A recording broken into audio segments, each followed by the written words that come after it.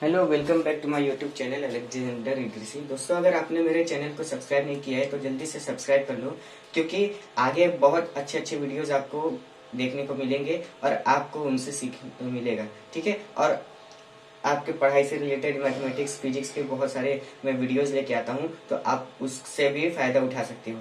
ठीक है, तो हम अगले टॉपिक पे चलते हैं। तो इस टॉपिक में हमें इस वीडियो में हमें क्या पढ़ना है? हमें पढ़ना है किलो वाट आवर। ठीक है, किलोवाट आवर पढ़ना है। तो किलोवाट आवर क्या होता है? देखो, आप अगर कभी कभी ध्यान दिए होगे तो जब बल्ब या कुछ लेने जाते हो, कभी ना कभी तो गए होगे या तो सुने ही होगे। तो जब बल्ब लेने जाते हो तो उस टाइम ना आपसे ये पूछा जाता है कितने वाट का बल्ब चाहिए। ठीक है, या तो कोई भी इंस्ट्रूमेंट या कोई भी डिवाइस आपके पास आता है, जैसे पंखा हो गया, गीजर हो गया, इन सब चीजों पे देखोगे तो उस पे रेटिंग लिखा रहता है। मतलब रेटिंग मतलब कितने वोल्ट से चलता है, कितने वाट का होता है ना, पावर वोल्टेज सब कुछ इस पे दिया रहता है। तो एक्चुअल में किलो वाट आवर से मतलब ये है कि वाट जो है ना, वो वाट जो है ये पावर का यूनिट है। आप जानते थे, लेकिन फिर भी मैं थोड़ा और अच्छे से बताया कि आप समझ सको। तो ये पावर जो है उसका यूनिट वाट होता है। और देखो, आवर आवर किसका? आवर होता है टाइम का। ठीक है, तो किलोवाट आवर क्या होता है मैं पहले यहां लिख देता हूं।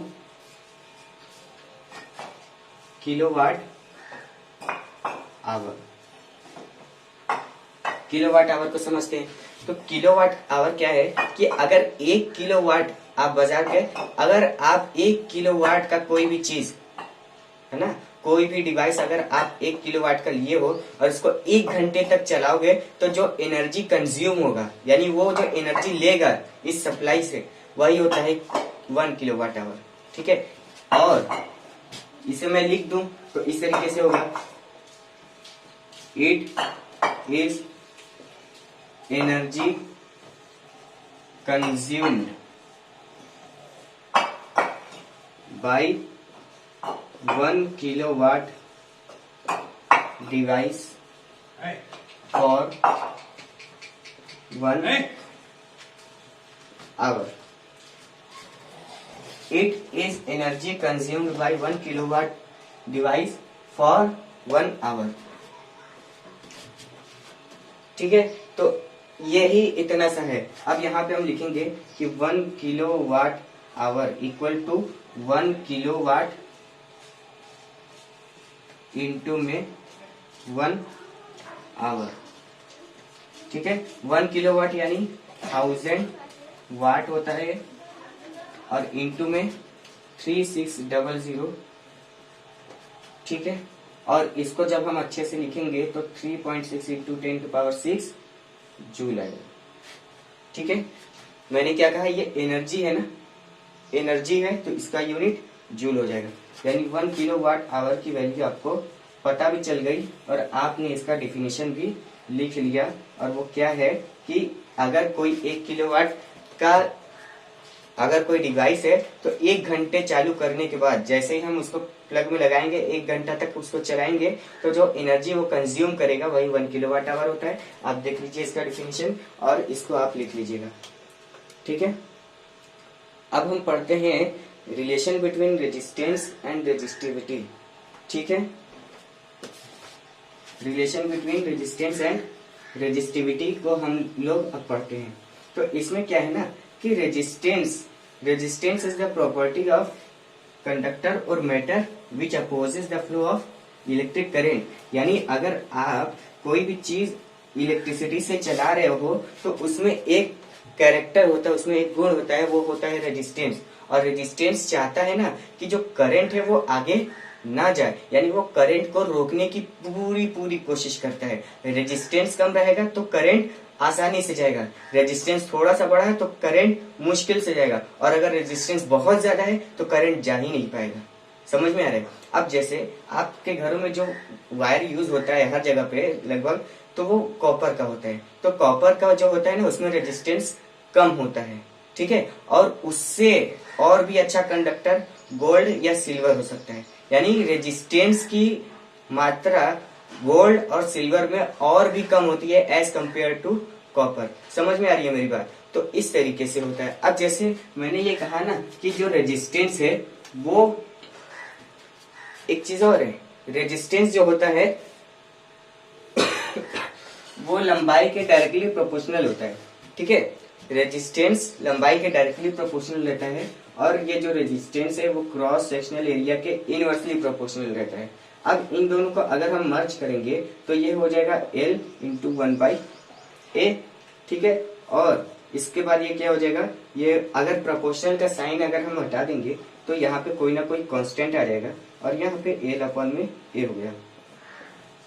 ठीक है, और जो रो है इसे रो बोलते हैं, क्या बोलते हैं, इसे बोलते हैं रो, इसे क्या बोलते हैं, इसे रो बोलते हैं।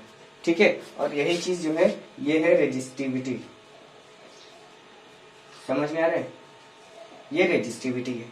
अब देखिए एक चीज और है, अब यहाँ पे एक चीज समझा रहा हूँ। अब मान लिया कि एक कंडक्टर है, कंडक्टर कैसा भी हो सकता है, हम ऐसे बना लेते हैं, और उस कंडक्टर का लेंथ मैंने मान लिया कि 1 मीटर है और जो क्रॉस सेक्शनल एरिया होता है वो cross sectional area 1 metre square ले लिया।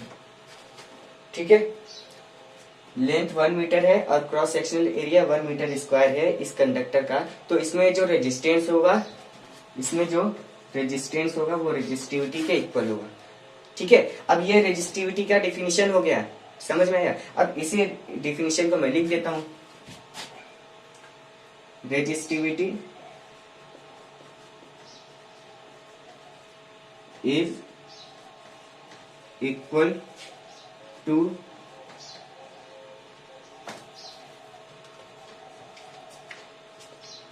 resistance of a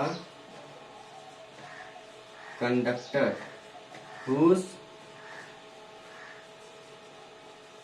length is 1 meter and cross section area is 1 meter square। यानी resistivity is equal to resistance of a conductor whose length is 1 metre and cross sectional area is 1 metre square. यानी resistivity is equal to resistance of conductor when its length is 1 metre and its cross sectional area is 1 metre square. तो ये आपका resistance और resistivity में एक relation हो गया। इसको भी आप हल्के में मत लेना क्योंकि इससे भी न्यूमेरिकल आता है। ठीक है, तो ये भी काफी इम्पोर्टेंट है और मुझे लगता है कि इतना आपका हो चुका है, समझ में आया। इससे ज्यादा अब आपको इलेक्ट्रिसिटी में नहीं पढ़ना है। अब क्या करेंगे कि अब इसके बेस पे जितने भी क्वेश्चन बनते हैं हम उन सब क्वेश्चन को देखेंगे और उसको सॉल्व करने की कोशिश करेंगे। ठीक है, तब तक के लिए आप तो चैनल को सब्सक्राइब करके रखना होगा ताकि जब हम अगला वीडियो अपना हम अपलोड करें तो आपको जल्दी से जल्दी वो मिल जाए। ठीक है, तो चैनल को सब्सक्राइब कर दीजिए। अगर ये वीडियो आपको बहुत अच्छा लगा हो तो इसको लाइक भी कर देना और दूसरे को शेयर कर देना ताकि आपके साथ साथ बाकी लोग भी पढ़ सकें। Thank you so much.